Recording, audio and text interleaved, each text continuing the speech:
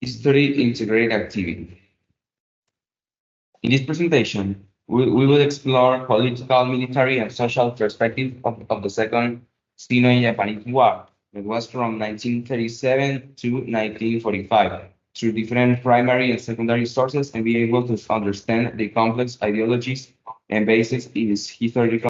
The first one is source scale. It's a map of China that was valid from year 1935 to year 1936.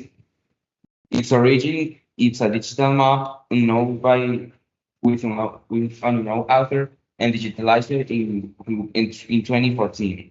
Its purpose is to illustrate Japanese territorial control in China during 1935 to 1936.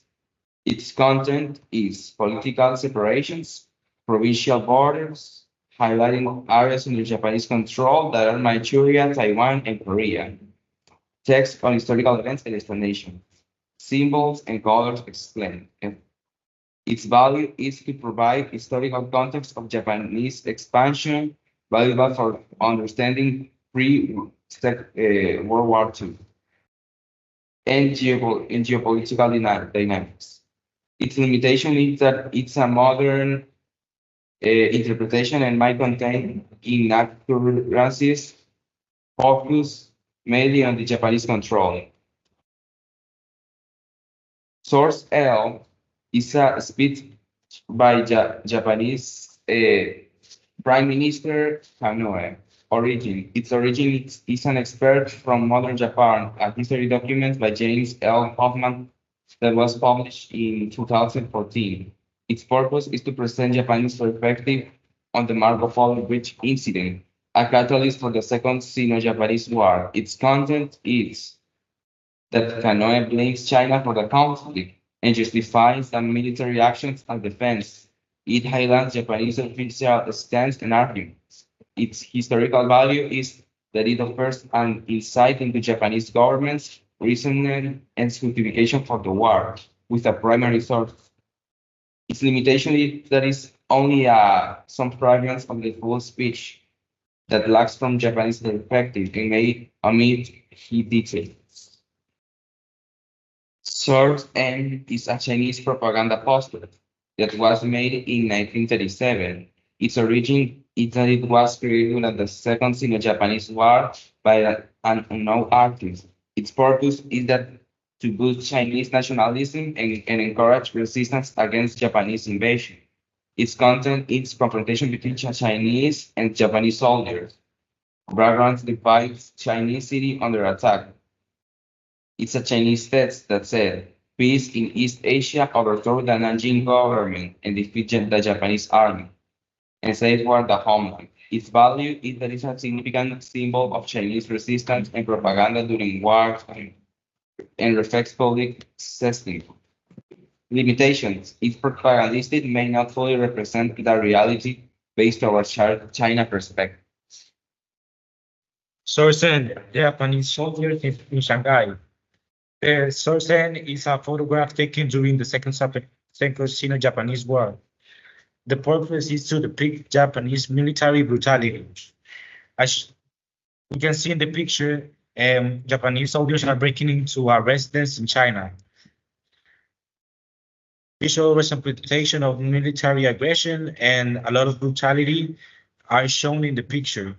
The value is that it provides evidence of Japanese military conduct, valuable for understanding the impact on civilians. And the limitations are that it is subject to interpretation because it is a picture and we don't know like the exact events that happened and that led to the picture, and it could be staged or manipulated. So Chiang Kai-shek's wartime messages. Origin: the collected wartime messages of Generalissimo Chiang Kai-shek, published by the Chinese Ministry of Information in 1946. The purpose is to motivate Chinese resistance and morale against Japanese aggression. They wanted to increase the morale and so that the people still fought the war and think that they could win. The content: excerpt from speeches during World War II and it emphasizes inevitable Chinese victory and national determination. The value is that it is a primary source, offering insight into Chinese leadership, rhetoric, and strategies. The limitations is that the message is clearly biased, omits negative aspects of Chinese government actions, and is overly optimistic.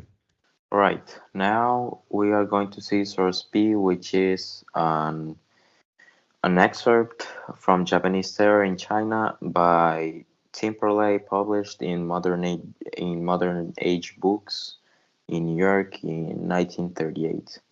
And well, first we're gonna talk about its origin, which tells just by the text, just by the title that says Japanese Terror in China.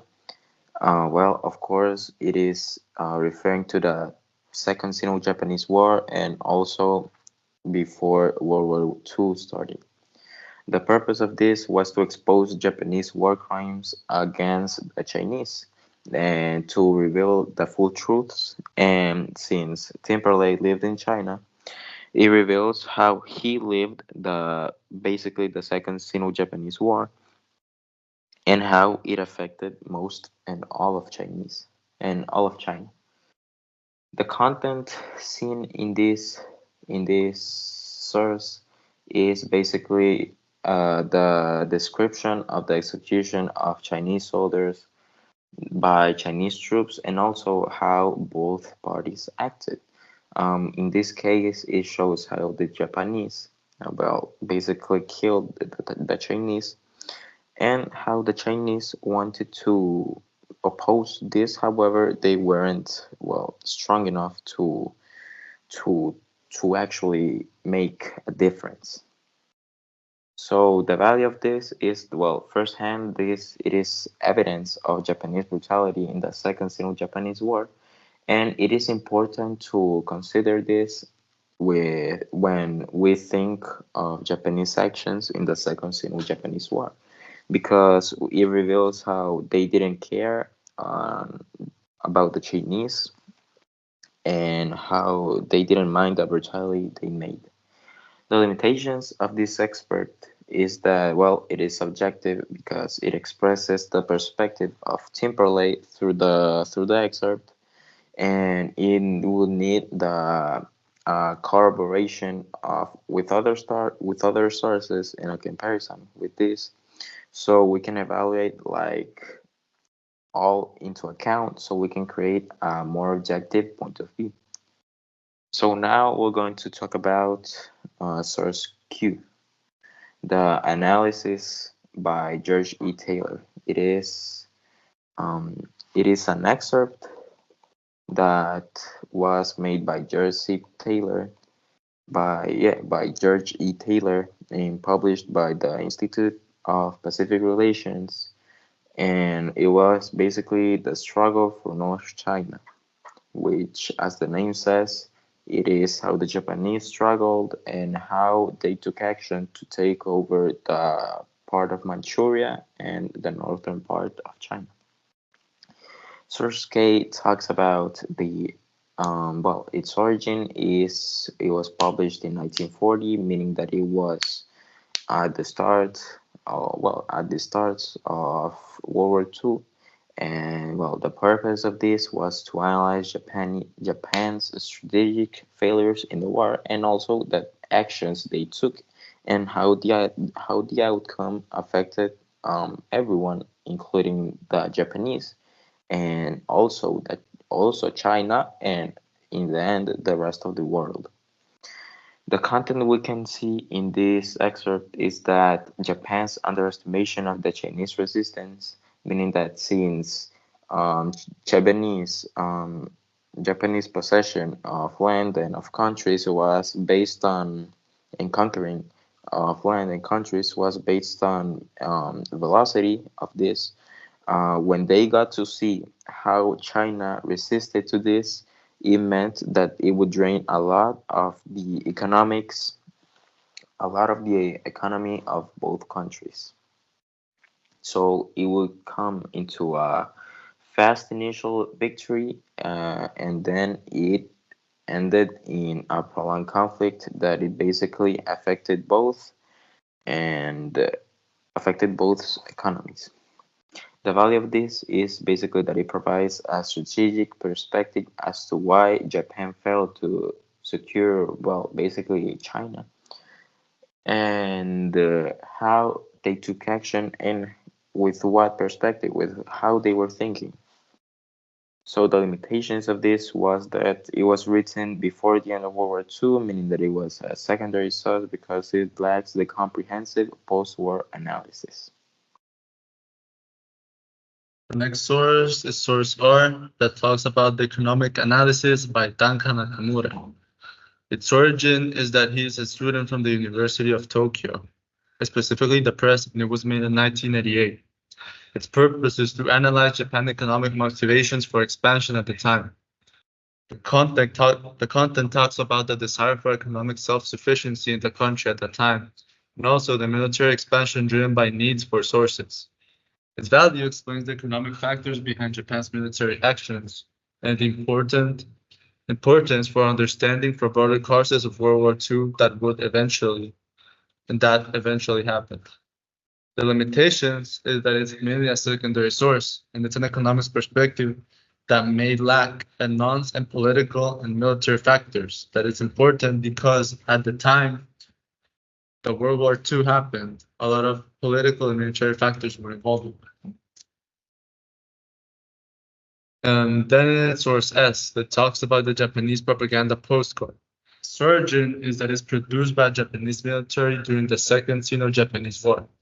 Its purpose is to portray the Japanese soldiers as benevolent to Chinese civilians. Its content is about Japanese soldiers giving rights to a Chinese woman and a child. And also a background that shows refugees and a text providing aid to the refugees, talking about the situation that they lived and the resources that they had at the time.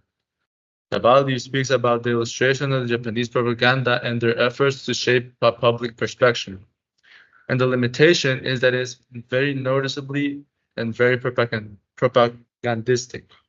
It does not reflect reality in any way, and it's a biased perspective from a Japanese point of view. This would be everything, and thank you for attention.